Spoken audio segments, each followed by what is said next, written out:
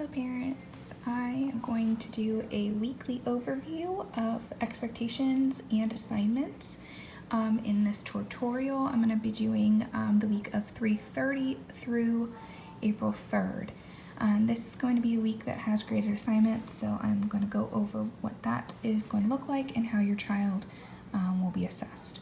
So the first thing that you're going to do is you're going to look at the email that is now updated e-learning plans for 3/30 through 4/3, and then you're going to go to the updated playlist right here and double click on that, and it'll pull up our updated plans. I listened to some of your questions and concerns and went through and tried to be a little bit more detailed with my plans for students. So the first thing that's going to pop up is going to be their paragraph of the week. This paragraph of the week is having them create their own animal.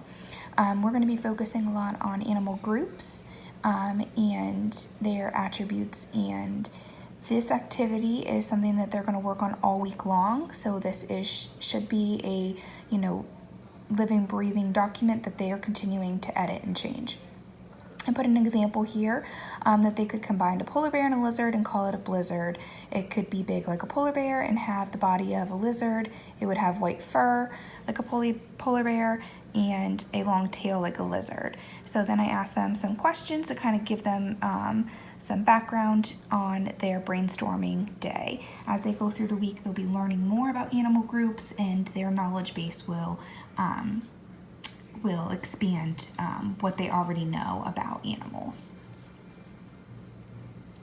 On the ELA activities, I have included some links that you can directly click on, and it will take you to the link. If you hover over top of the document, it actually gives you steps to hit control and then click on the link, and it'll open it up for you. I will recommend that you demonstrate how to pause a video because it does go fairly quickly, and because it's not a text that they have right in front of them to go back and look at, they will need to be writing facts. So just show them how to pause the video to write down facts about the different animals in this graphic organizer. The graphic organizer, I just give you an example of what it should look like, but it should be done on a separate sheet of paper. They're going to be doing one of these rows for each animal that they see in the story Amazing Animals. The next activity is going to be an article that's an attachment. Remember that they do not need to be printed. They could just be viewing them on their computer or device.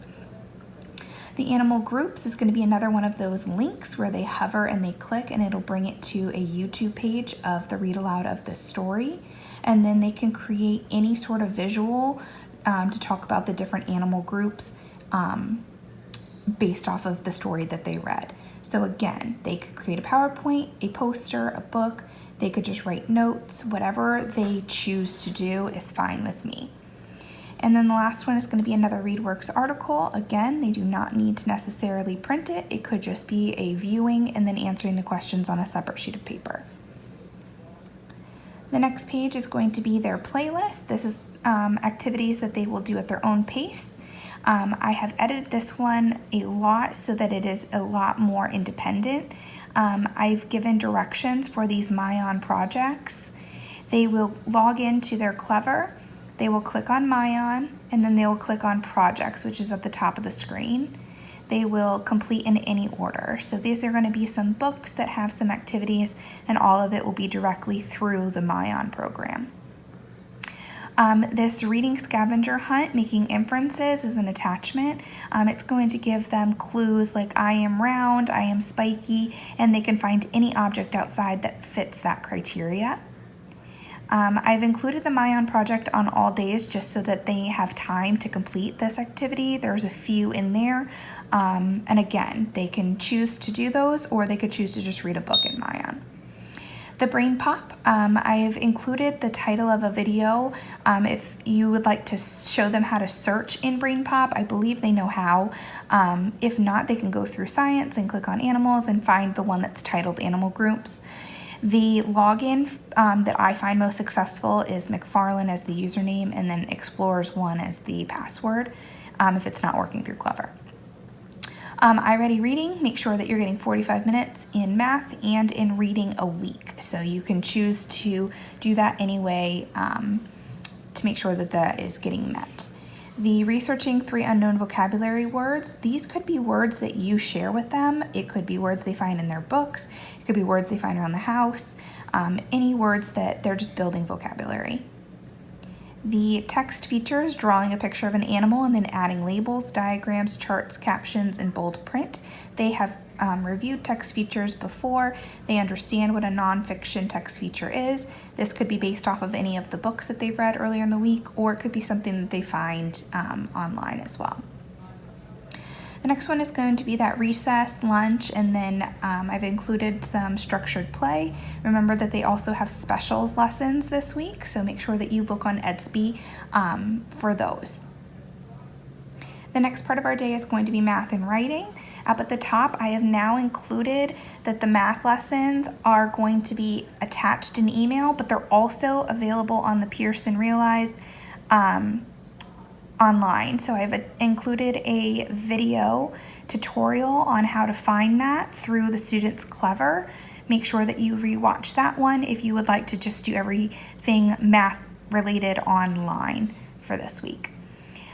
Writing activities, again, I'm giving choice on how they do these activities and if they would like to do them. Vocabulary words, I've included some that are great IB vocabulary words that they can reflect on. Think outside the box Thursday. Make sure that your child is getting an opportunity to finish this one on Thursday, as our writing Zoom sharing on Friday is going to be the students sharing this Think Outside the Box Thursday. The students are well aware of how we share Think Outside the Box Thursday. They really enjoy it, so I wanted to make sure I gave them the opportunity to do that. Back to our email. In our email, there is going to be a section in red that says graded assignments. The graded assignments are going to be 2 graded assignments a week. I will be uploading these assignments to your child's Edsby account. The assignments that your child will be assessed on will be in the form of a Google form, identical to the ones that I sent out via parent survey. So it's going to have either an attachment like this, where the child will write a short answer saying what their 4 answers are for this math assessment. For their reading assessment for the week of 3:30 through 4:3, it will again be a Google form that will be attached to your child's Edsby. They are going to be comparing the 2 animals below and then completing a long response, answering these questions. So again, your child will be logging into their Edsby. There will be an attachment here for them to click on the Google link form, and then they will answer the questions by typing out their responses. I will be grading these assessments, and then I will be posting their grades into Edsby. Back to our email. I have also attached in this email the Zoom meeting schedule for the week of 3:30 through 4:3. Remember that there's going to be 2 math, 2 writing, and 2 reading lessons next week, and that these are choice, so you get to choose which one to go to, but I do ask that you sign up on Shutterfly just so that I can have smaller groups for these meetings.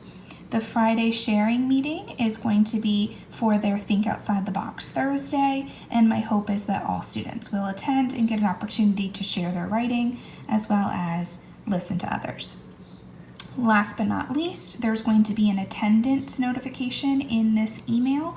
It is going to be our way of kind of accountability for who is showing up for the school day. So our admin has asked us to create a daily poll within Edsby, and that your child complete the daily poll by 3 o'clock every day.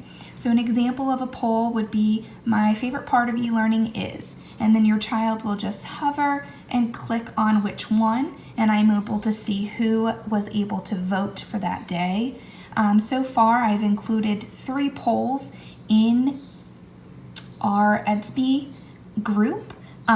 These have not been for attendance. They have just been to kind of play around with the site. So I wanted to make sure that I explained what a poll was so that in the future your child can do this every day to show their attendance. Back to our email. Last but not least, there is also some additional activities just in case your child would like some more extra pieces.